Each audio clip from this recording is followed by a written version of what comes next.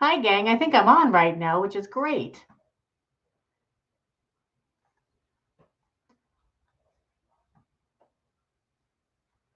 All right. Hey, Mikala.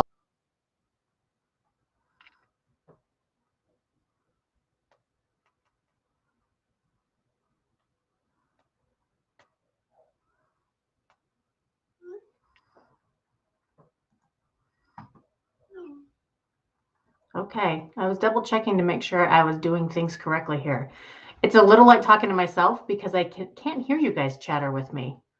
So, Miranda, do you need to say anything before we start, or do you just want me to launch in? I'll watch for your text too. Go ahead. All right. I think I see it. Hi, everybody.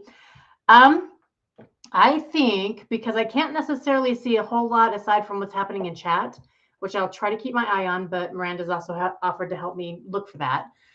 If you would, let's work on making sure that you have all your pieces and parts put together. I'm really happy to be here again this year. I was excited when Miranda reached out to me and happy to be here with you guys again. And we wanted to play around with some different concepts that maybe mixology that could or could not, depending upon what you need it to do, really involve spirits or not. So one of the things that I really love to be able to play with are the fresh ingredients. And we've talked about that a little bit in the past, and we're going to talk about it here again in the future, or the right now, I guess. So that would be the present. And I love all these little faces popping up. That's just fun. Thank you for including me. All right, so I'm going to go through my list and make sure that you all understand all the pieces and parts of what you need to have with you for our mixology moment. And then from there, and then so during that time, I'll give you a few minutes in case you need to gather anything else, and we'll talk about what tequila is and all that kind of good stuff. And then we'll move into the actual mixing part of our cocktail, if that works for everybody. All right, so let's do this way. All right. Oh, I just brightened everything up. That was kind of aggressive. All right, there we go. That's a whole lot of me right there. All right, so what I want you to start with is I want to make sure that you have the important pieces and parts. You need your shaker, right? So hopefully you have a shaker somewhere in there. This is a two-part shaker. I actually really tend to like these because I like to be able to separate the containers out. Sometimes they get a little sticky. You'll need a Collins glass, right? Or any sort of you need a little bit of space in your glass is what I'm looking for. So even if you have a rocks glass, that will work out just fine. All right. Then we're going to run down our list of ingredients. We have tequila, which is important. So we're going to need, I would say, get about 2 ounces. If you have it, we're not going to necessarily use the full ounce for the full 2 ounces. You'll need a muddler if you have one of those. Everybody doing okay? All right. Then we have agave. We have lemon juice. I chose to squeeze my own. I'm always an advocate of having the actual juices that are fresh squeezed. When we start to get into some of the concentrates and stuff like that, sometimes you get a little bit more of a chemical reaction that's not nearly as much fun. Blackberries, right? Club soda. So my favorite of choice is Fever Tree. Anything in that Fever Tree line, I really truly do love, which it sounds a little bit like product placement, although it's not meant to be. It's just really something that I enjoy all of their products across the board, and I don't have any of that kind of funny aftertaste that goes along with it. So it's usually a good product line to be able to move with. I think we did all the things here. So are you guys ready? Oh, good. We love Fever Tree. I'm going to read through really quick the chat stuff. Go ahead. Phil is smiling with sunglasses at me. Everybody can hear me. Okay, so that's good. All right. So the other thing that you will also need is ice. So what I ended up doing was I ended up putting ice in the other half of my shaker concept here because we're going to shake that. So ice is another good thing that we want to have access to pretty quickly. So let's talk for a few minutes about what tequila is while we're waiting for anybody who might need to gather their pieces and parts. And then, then we'll go from there. It feels a little odd because I can't hear you guys responding to me. So I feel funny talking into the ether here. So with tequila in general, one thing to remember about tequila, and I think there's people either really love it or they have a little bit of a wary kind of eye about it. And usually if they have a little bit of a wary eye, they have sometimes a little story to be told with that, whether they have been inappropriately dressed at some point in time or undressed, maybe been over and served, maybe over imbibed just a little bit. Does it happen to anybody? Raise a hand. Yeah, a little bit. All right. Actually, what's interesting about tequila is that it is one of the very few, and it's actually the only spirit that truly, if you mix it in correctly with everything else, is the one spirit that your body can probably better digest and absorb, and doesn't leave you with necessarily the huge, crazy hangovers. I know that always trips people up when I say that. It's not to say that you can't over imbibe and end up with a pretty significant hangover, but traditionally speaking, if you have had a little too much of a margarita night happening, sometimes it's got a whole lot to do with the mixers that are going into it, not necessarily the tequila itself. So there's a sugar component that can really come into play. All cocktails are going to have some level of sugar with them. So with cocktails, what you need is you need the spirit, you need the acid, you need some sort of a sweetener component to it. And then there's other things that can be added in that help balance it out and embrace some different profiles that are really lovely about it.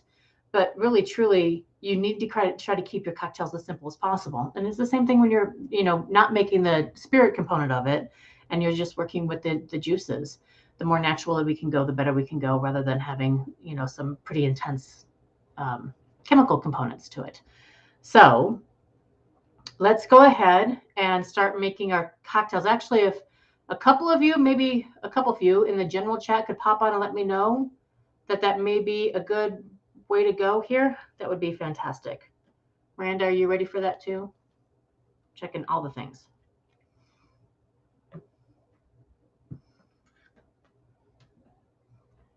Oh, it's really quiet out there.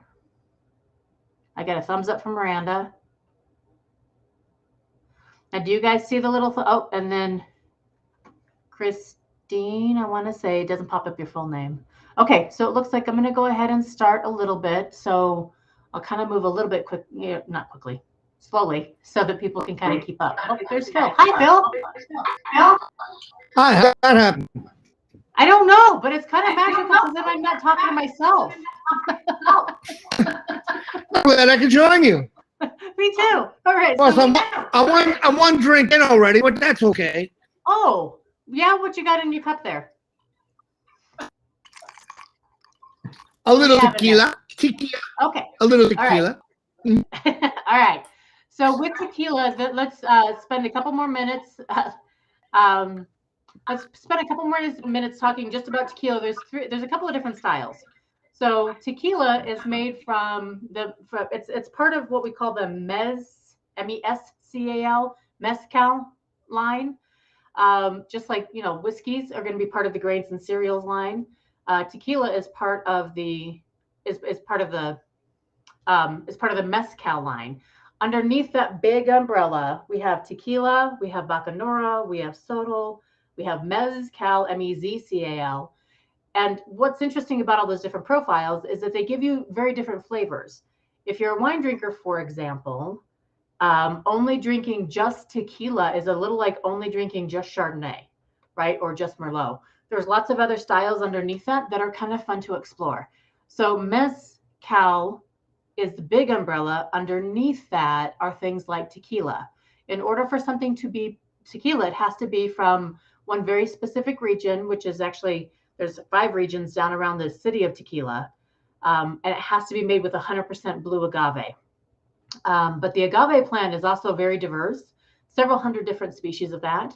And so like bacanora is made from the desert spoon, and sotol is made from sotol. So you'll find, and mezcal is made from usually a blend of different styles of agave. There is not one that is better than the other. They all are very different.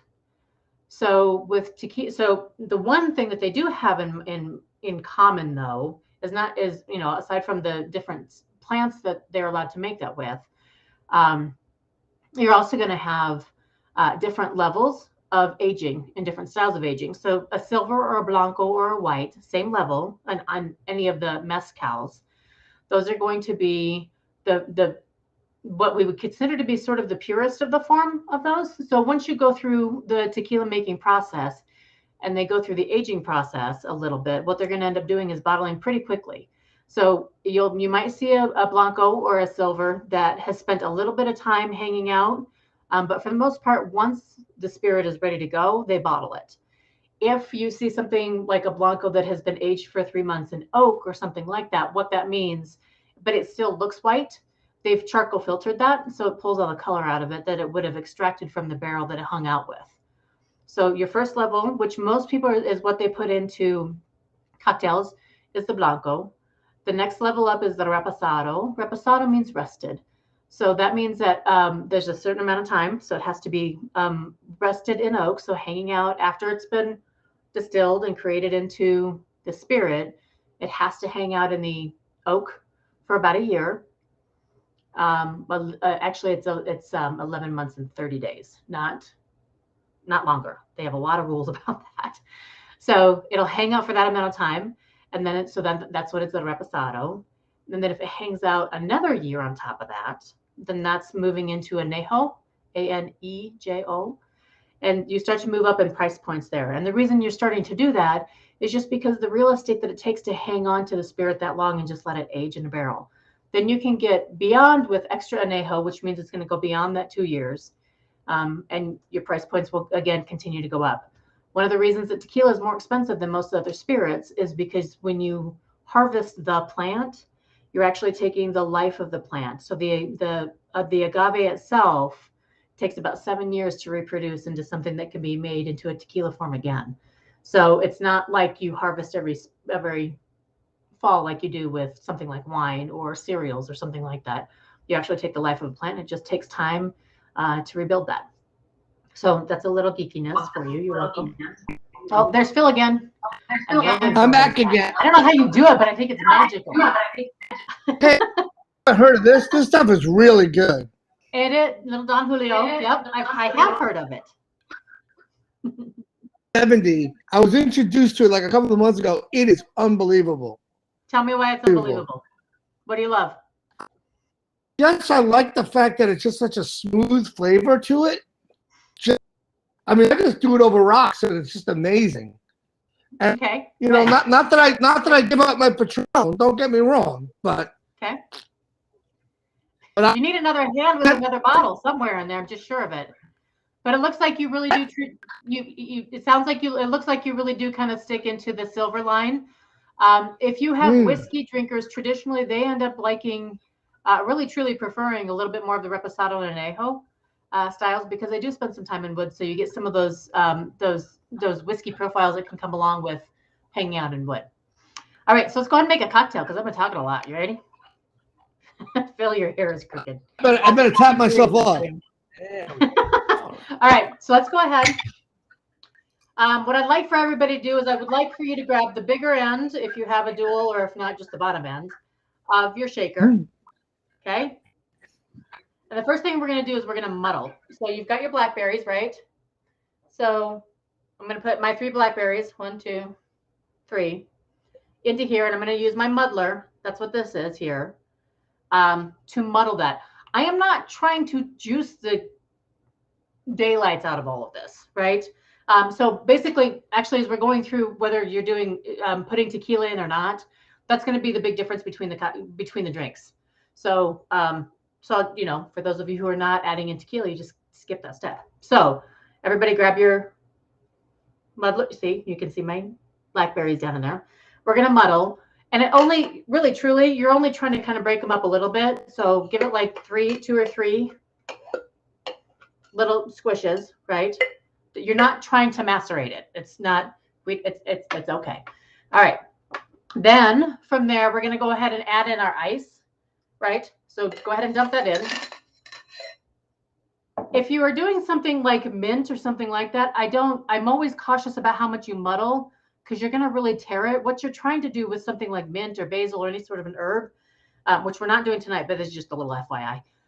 You basically just want to activate it so it releases the oils. You don't want to try to shred it. So when we're muddling, we're not trying to destroy whatever it is. We're trying to bring out the flavor profiles that go along with it. Yep. Okay. So if anyone, okay, I'm reading as we go. If anyone has a question, I can put you on the stage. Oh, you get to share the stage with me, guys, and just put your thumbs up. Okay. All right. So we've done that. Next, we're going to, and I'm pre-measured. So I've got my tequila. I'm more of a Reposado girl. So I'm going to go ahead and put my tequila in there, right? Which is about, hopefully you have a little measure mechanism. It works out best that way. Sometimes the ish gets a little carried away. So with this, you want about 1.5 ounces of your tequila. And then I've got an agave syrup here that I'm going to use. And we're going to do about 1/2 ounce of that. And I'm double checking as we go to make sure I'm not lying to you about the things of what we're doing. So agave is not usually quite as sweet as honey. And it matches, matchy, with our profiles here. It's going to take a little bit of syrupy. Do you see? So we did 1/2 ounce there. Don't put your black or your other sauce in there yet. All right. Then we're also going to do, I have already measured out. And so this is it's a juicer. So I'm going to go ahead and put in my 1 ounce of lemonade that I fresh squeezed. I've already got my ice in there. So I'm going to put my lid on top. I kind of hit it down because otherwise I end up wearing more of it, which happens quite a lot, actually. Do not put your, the club soda goes in very last because it's bubbly. If you try to shake the bubbles, you're going to wear the bubbles, right? Okay. So then go ahead and give it a good shake. And I usually, shake with intention. You're breaking up the ice and you're really kind of asking all those ingredients to really move together. Then I'm going to go ahead and dump all of it into my glass, including the ice. I'm not going to strain it. So then I've got this lovely. Now, if you have an issue with like seeds and things in your glass, then go ahead and strain it if you'd like, kind of a deal. But so right now, this is what I have, right? So we've got kind of a good purpley blackberry mess in there. Then we top it off with our club soda. Now the bubbles will kind of work their way down in there. How you doing, Phil? Oh, you look magical. The shot of tequila. Oh. I think you're going to be spicy in about 10 minutes. It's going to be amazing. Y'all ready? Should we take bets? Put it up in the chat room. What's your bet? Spicy in 10. All right, everybody. So the only thing that's different is whether or not you added tequila in there or Phil added extra tequila in there. So, and he's started with tequila. So now you have sort of a graduated color profile, which is really great with the first couple sips because sometimes just having a lot of the juice and the alcohol hit your face all at the same time is a lot. So having it kind of work its way down. If you'd like to, you're welcome to kind of give it a little bit stir to kind of keep things going. But the bubbles will help sort of invigorate it. So, all right. How's everybody doing? I don't see any thumbs up or nothing on here. Okay. So then, Miranda, what I'm going to say is if we want to go back to the bar area, or if there's some other way that we can share and chatter, I'd love to be able to do that. Does that sound like a plan?